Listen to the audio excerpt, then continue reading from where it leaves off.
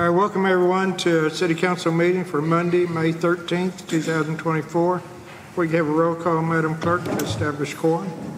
Susan Gruning. Here. Steve Holofield. Here. David Avanzino. Here. Terry McClung. I'm here. Harry Meyer. Here. And Autumn Slane is absent with notice. All right, if we can stand for the roll, for the Pledge of Allegiance. I pledge allegiance to the flag of the United States of America and to the republic for which it stands, one nation, under God, indivisible, with liberty and justice for all. All right, get a motion to approve the agenda. So moved. Second. All right, got a couple of items. One is item number 3 under new business. We're going to take that off the agenda. We have already taken care of those items in previous resolutions. Also, you will not have in your packet the nomination for Matthew Pancree, but it is emailed and we'll get it in your packet later on. So other than that, I think that's it. Anybody else have anything? It's in their electronic packet. Yeah. All right, if not, get a motion to approve the agenda as amended. Motion to approve the agenda as amended. Second. All All right. right, Mr. Avanzino made the motion and Mr. Holyfield seconded. Any further comments? Hearing none, all in favor, signify by saying aye. Aye. Any opposed? So moved. All right, get a motion to approve the minutes as submitted. I move to approve the April 22nd minutes. Second. All right, Mr. Meyer made the motion, Mr. McClung seconded. Any corrections, additions, comments? Hearing none, then take all those in favor of the minutes as submitted, signify by saying aye. Aye. Any opposed? So moved. All right. Like I said, we do have a couple of vacancies. We got vacancies on the Planning Commission, also have one on HDC, and we have a nomination for Matthew Pancree, and it's electronic in your packet, and we'll be voting on him at the next meeting, and that's for the Cemetery Commission. So, Okay. At this time, we'll take public comments from anyone. What? All right, moving right along. Next item is our unfinished business sewer updates. Get a motion to discuss. Motion to discuss. Second. All right, I'm going to let Mr. Avanzino made the motion, and Susan second. And Mr. Simon will give us an update on water and sewer. So we're working closely with McClellan, of course, still on the sewer rehab project. We have a meeting scheduled Wednesday for the kickoff on the rate analysis information. So I'll know more information on Wednesday as far as what that's going to entail. As of right now at the sewer plant, everything's actually working okay. The only thing that what we're trying to do right now is pump down that sludge basin. We need to do an inspection of the bottom of that sludge basin.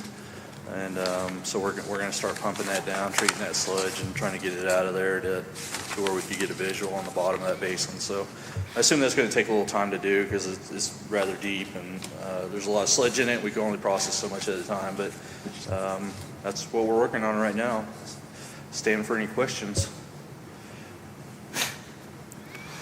Any questions from anyone? I have one. It's not really related to your sewer update, but I saw something on social media about the drainage ditch that was contaminated or something. Do you know what that's about?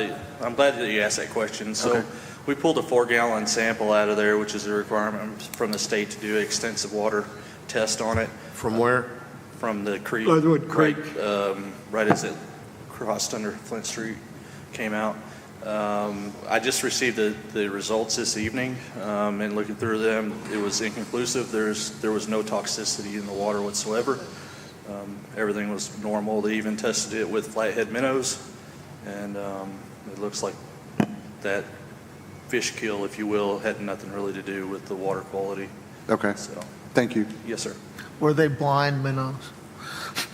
I doubt that, but Hey, I was walking the other day and I was going up this, what's the hill over here, not Plant or the other one? Then, The big hill that goes up. Benton's? Benton, yeah, sorry.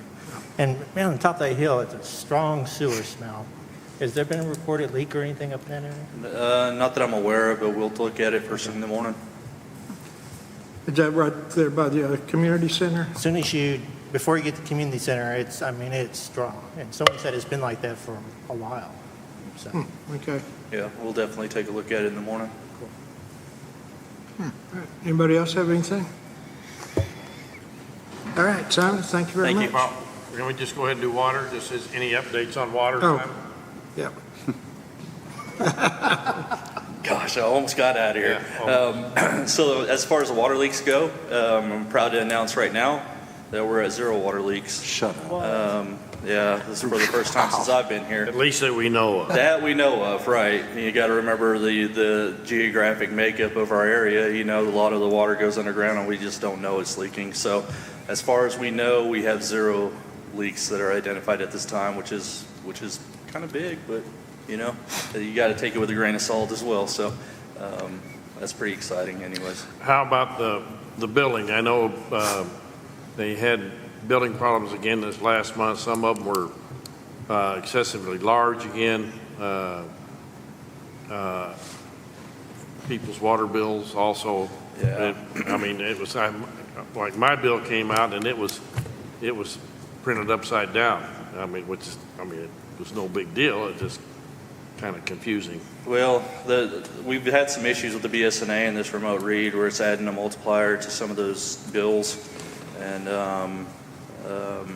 we're trying to catch those as we can. Of course, some of them slip through the cracks, but there was one person that got billed by the gallon instead of by the 1,000 gallons. You know, the rate at 1,000 gallons, so their bill was like $200-something thousand, and we caught that one. But BSNA is doing some kind of funky stuff for us down there, it seems like, and we're just trying to work through it.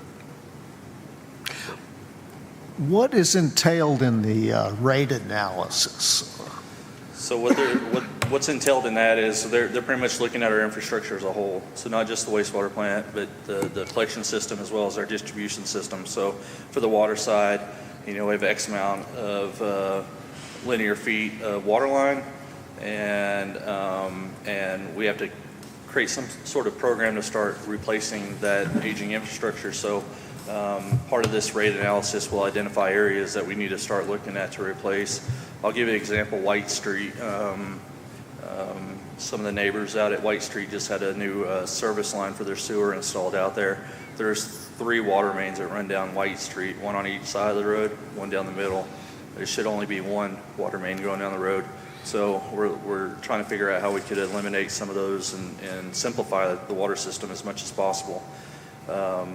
As far as the sewer system goes, it's the same process. We're looking at the sewer lines, trying to eliminate the clay lines that we have within our infrastructure because they're the most problematic. And then, rehabbing some of the manholes and doing the smoke testing and trying to figure out how we're going to fund all this, as well as the sewer plant upgrades. So, there's a lot more to that, but we're looking at all that. It includes wages, so they're going to do a wage analysis on our wages and come with a proposal on that.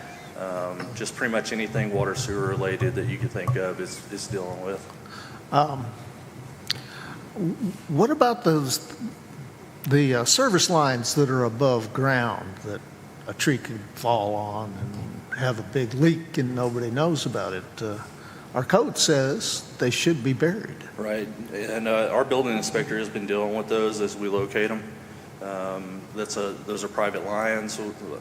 Public Works, we don't really get involved in the private side of things. The building inspector does, but he's been dealing with those as we find them, and he has time to get to them.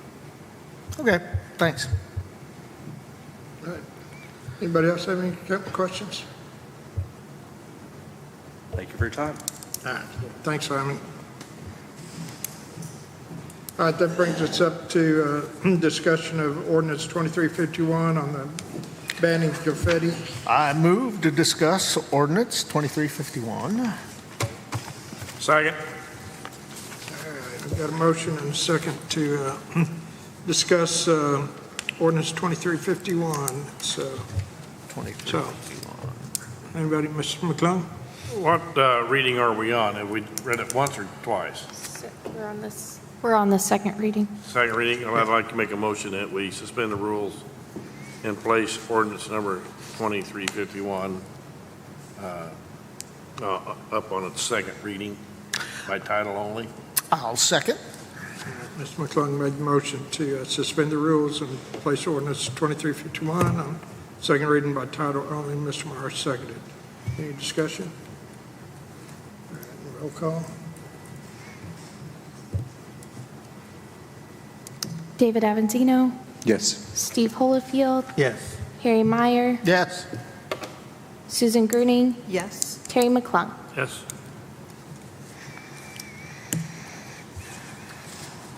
An ordinance to ban confetti on public property. Ordinance number 2351. I'd like to make a motion, we go ahead and approve it on its second reading. I'll second. And Mr. McClung made motion to approve ordinance 2351 on second reading. Second. I think Mr. Myers already Oh, seconded. you did, I didn't. Any discussion? Hearing none. Terry McClung, Yes. Harry Meyer, Yes. David Avanzino, Yes. Steve Holofield, Yes. Susan Gruning. Yes. Okay. All right, that'll bring us up to our first order of new business, the application for a taxi certificate of public convenience by Tesla Taxi. Is there somebody here to represent them? A motion to discuss. Got a motion to discuss, get a second. Second. Mr. McClung made the motion. He was supposed to be here to make a presentation. I don't know. I sent him an email with the agenda. He may have, I don't know. But can I explain the taxi code? Sure.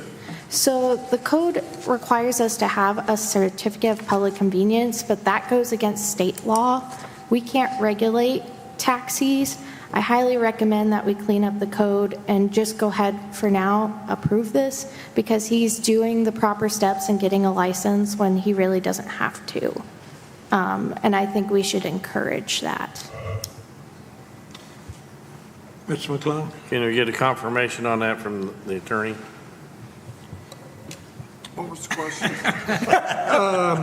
There seems to be, What you have for supper? according to state law, we cannot regulate taxis any longer because of, I think Uber came in and said that's some sort of private enterprise or something. And We so can't give them a We can't give them a franchise. franchise anymore. We can still require them to have a business license. We don't even have to we can't require them to even have a business license anymore. They revoked all of our rights to regulate taxis, Ubers, Lyfts. This has been this way since 2018, 2019. We've had this discussion several times at the table. I don't know, I can't cite the state law right now, but I can try to look it up for you guys later, but yeah. I think that's all right. I think what we need to do is have our city attorney look into getting rid of the ordinance, do whatever we need to do to clean up that ordinance that requires a franchise on taxi services. I'll do that. Yeah. Well, I'm not opposed to approving it. I just want to make sure that we're doing it the right way. Well, that's what we've done in the past. I know that. I know we haven't, I wasn't aware of the business license. I thought they had to have a business license. Yeah, me too. I think the state requires something.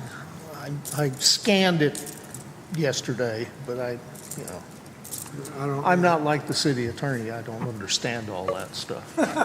I would think there'd be some governing body that would, verify that they have insurance and those kind of requirements. I can't imagine them letting just any person just get in the car and say, I'm a taxi and Really? jump in. You could put a sign on the T. I don't know. Mr. When you McClung, I pay can't city answer that. taxes, like most of us that have businesses in town? This is a state legislature in response to a lot of cities regulating Uber and Lyft, basically took our right to regulate these businesses away. They did that in around 2018. I didn't know that included like paying taxes. Get your Yeah, microphone so- on, your Well, microphone they have to closer. pay taxes, but we can't, as a city, put any regulations on them operating as such. So they'll still have to pay sales tax and things. The reason why I brought this to the table is because it's in our code, and I just want to follow the right steps. And he wants a business license, and he wants to do it the right way. That way, if someone asks for a list of taxis in town, I can give them a list and he'll be on it. So that I wanted everything to follow the right process when really he doesn't legally have to do this. Just commendable. Yeah. Sid, you might move the microphone closer to you. It's hard to hear sometimes. So what are we being asked to do? There's an application for taxi certificate, so all we need to do is just remove the ordinance. Or just approve a certificate of public convenience, and then we can come back to the table and fix that code next meeting. I mean, we can't stop him anyway, right? So why do we need to do anything other than get rid of the ordinance? Because he wants to follow the right steps, and it's currently in our local code. I'm just trying to do this all the right way. That way we don't have any issues with, he wants to have a business licensure, and according to city code, I have to do this before issuing business licensure. Well, I'll take you at your word, and I'll make a motion that we approve it. Do I hear a second? Second. All right, Mr. McClung made the motion to approve the application. Mr. Almanzino seconded. Any further discussion? All in favor, signify by saying aye. Aye. Any opposed? All right. We'll bring that back to the table in the next city council meeting with something from our city attorney with that. All right, that brings us up to a resolution for adopting a pension review board. Motion to discuss. Second. Mr. McClung made the motion, and Mr. Holyfield, second. The resolution before you is a resolution by our local fire pension board, which is basically notifying that the city agrees with the pension board to submit an application to the state for a raise in their retirement fund. So we're not going to cost the city any money. This comes out of their fund that they have established. I understand. I move that we assign this resolution a number and read it for passage. I have a question, Mayor. Yes, sir. What is rule number 4? I think rule number 4, and correct me if I'm mistaken, but rule number 4 requires the city to approve an application to go before the state for their approval. Rule number 4 is it's the ability to use the alternate cash flow method. What that means is basically they can't go over what they're valued. They have to have the cash on hand through their actuarial valuation by the state every year. So this helps, basically, they're self-sufficient and they use their own funds to cash out. And does rule 4, there's one line in the third paragraph where it says the risk involved with an alternate cash flow method. Is that part of rule 4 or? Risk involved with a small group certifies as risk involved in, yeah, basically it's taking out additional out of their cash flow. But with the actuarial valuation, we are not at risk. Okay, that's what I wanted to know. Yeah, we have a millage, and some cities don't have that. So they use this method, and then they end up going broke, but we don't have that issue. Ours is one of the best and best rated actuarial valuations in the state right now. Thank you. Mr. Mayor, so everybody understands that this is not, it was the active fire department. It's for retirees that retired way in the past, and they have their own account that's managed, so this Yeah. has nothing to do with the existing Lofty fire department, no. at all. It's It all even its own money. pertains to volunteer fire departments. I remember when it was passed by the legislature. I think Mr. McClung made a motion to. I made the motion. I'll second it. All right, Mr. McClung seconded. Any further discussion? All right, roll call. Steve Holofield, Yes. Terry McClung, Yes. David Avanzino, Yes. Susan Gruning, Yes. Harry Meyer. Yes.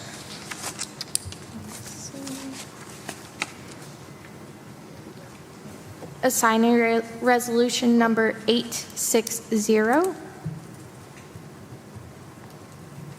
Adopting Pension Review Board Rule 4.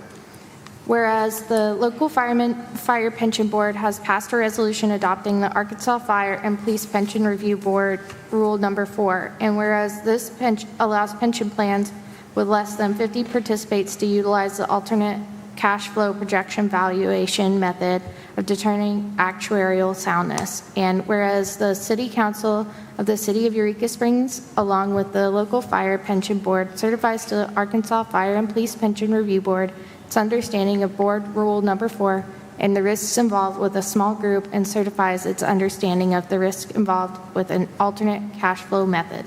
Now therefore be it resolved by the City Council of the City of Eureka Springs, Arkansas, that the council hereby approves the utilization of Board Rule Number 4 for the local fireman's pension fund. Thank you. All right, that brings us up to the next item. Get a motion to discuss the May 27th meeting. Motion to discuss. Second. All right, Mr. McClung seconded Mr. Meyer's motion. I think we should probably put this meeting off, maybe have it a little earlier or a little later, because Labor Day.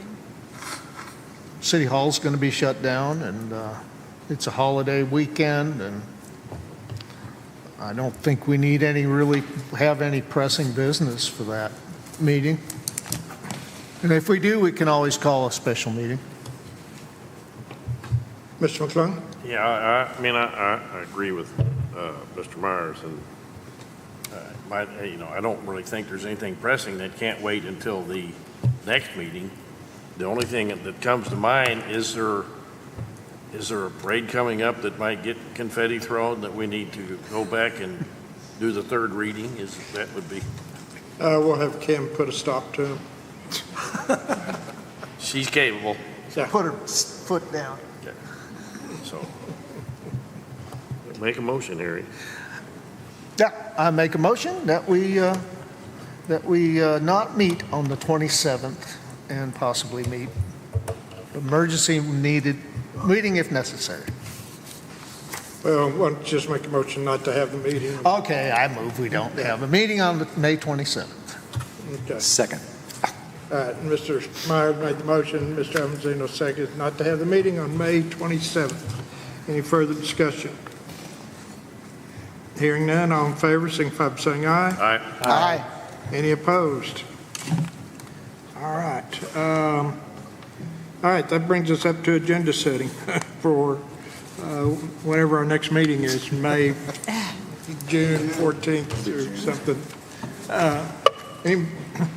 Well, you can always get a hold of Ida, the city clerk, if you have something. City council comments. I'm going to start with Mr. McClung. I won't put Ms. Gruning on the spot Okay. as being the first. So, Mr. McClung, city council comments? I'm going to help you out all I can. I have nothing.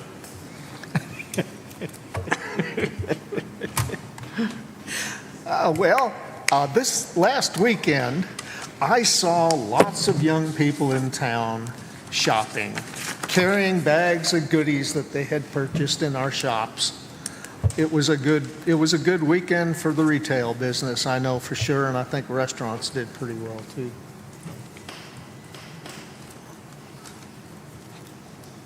That's all. Mr. Avanzino.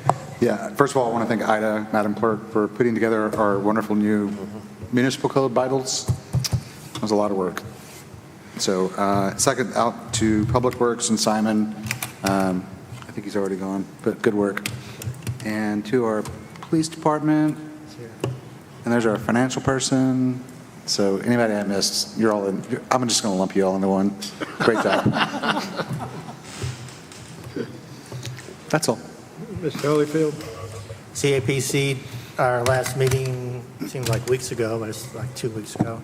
We did offer the position to Mike Maloney, and he accepted it, and it's contingent of a one-year contract that we'll draw up, he'll sign. But all was good. All was going good. Lots of rain. My grass is growing well out there. Ms. Gurney. I thought the same thing this weekend, Harry, that we saw a lot of shoppers. I think a lot of the May Festival of the Arts continues to be a hit in town, as it has in the previous years that we've had it. Plein Air was canceled. They kind of got a little behind on getting it together. We have new people that took it over, and I think they came to a smaller focus group rather than a national. They wanted to focus on high school. So they're going to start again in July for next year. We have the Pride event coming up, so hopefully that'll bring some business into Eureka. But I think overall, once Memorial Weekend hits, I hope season takes off for everybody. All right, well, I want to thank everybody, and Ms. Grinning, welcome aboard for your first meeting, and I know you've had some other issues that came up and weren't able to attend, so I'm glad you're here. We do have a lot of activities coming up in the next 2 weeks, and I'm sure we'll have some in the next 4 weeks, actually. But right up the street, this next Friday is our famous White Street Studio Walk, starting at 4:30 to 8:30, so that's always exciting and time to get out and see your old friends. That's this coming Friday? This Friday. This Friday, May 17th, yeah. Time flies. And then on the next day, the next night, from 4 to 6 in Basin Park, we'll have the Forte Quintet Jazz Band playing. And then the following week, we have the ESSA Studio Stroll, Thursday, May 23rd from 4 to 5:30 with printmaking, wood turning, and polymer clay works. And then that following day, Friday the 24th, we have Bluegrass Weekend in Basin Park. We got Ron Landis and Mike Hopper from 4 to 6 on Saturday. May 25th is Caney Creek from 2 to 4. Sunday is Big Mill Bluegrass, 2 to 4, and Monday will be Front Porch from 2 to 4. Also, that same weekend, we have Bigfoot and Friends Picnic out at on Saturday from 11 a.m. to 5 p.m. out at Lake Leatherwood, and that's should be pretty good. It's a new event that we've started, and if you haven't ever been out to Lake Leatherwood, they've got a great sculpture that they've got of Bigfoot sitting on a bench. So this whole event's going to be circling around Bigfoot, and so that should be a lot of fun. And then the 30th through June 1st will be Eureka Blues Party. And this year's festival will be an unforgettable blend of blues, rock, funk, and traditional blues performance throughout town. Sonny Landreth and Seth Lee Jones are going to be headlining here at the auditorium May 31st at 7:30 p.m. And a lot more acts are going to be following. So don't miss this epic blues party. And then Thunder on the Mountain, May 30th through June 2nd out at Pine Mountain Village. Largest all Ford, Shelby, and Mustang event in the state of Arkansas from May 30th through June 2nd. This event will showcase Mustangs of every year, every model, customized in stock. So that if you're into Mustangs, it's going to be a good show. And other than that, I'll take motion to adjourn. So moved. Second, All in favor, signify by saying aye. indeed, yes. Thank you all.